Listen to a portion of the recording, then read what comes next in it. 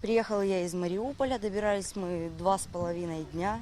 Встретили так тепло. Никита Акименкоға 14 яш Мариупольда туған. 2014 жылғы хәлләр вақытында да махсус хәрби операция башлангачта аларның гаиләсе шәһәрдән китми. Даими атышлар бер ай бункерда яшәү дисеңме барысын да күрәләр. Татарстанга беренче килүе Казанны да, милли ризыкларны да, мондагы кунакчыллыкны да шаткан. Пригласила меня сюда мама.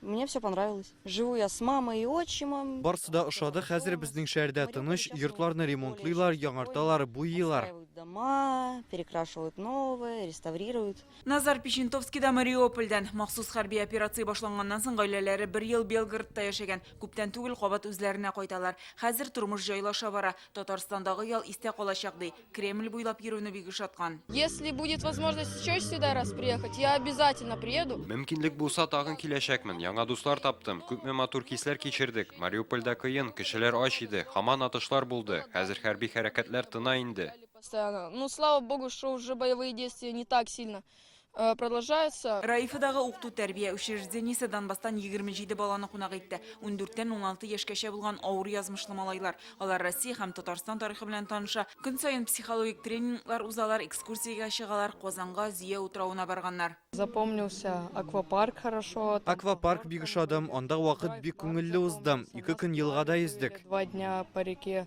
плыли. Донбасстан килүчеләргә 10 көнлек смена Татарстанда беренче тапкыр үткәрелә. Аны Россиянең мәгърифәт министрлыгы оештыра, республикадагы хәйрия фондларының берсе ярдәм күрсәтә.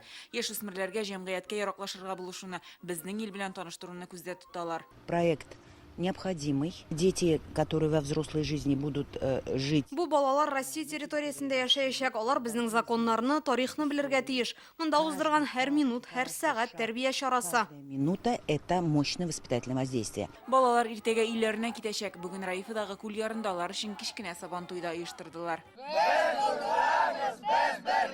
Гөлназ Сайфетдинова, Алена Струминская, Данил Филатов, Яңа гасыр каналы.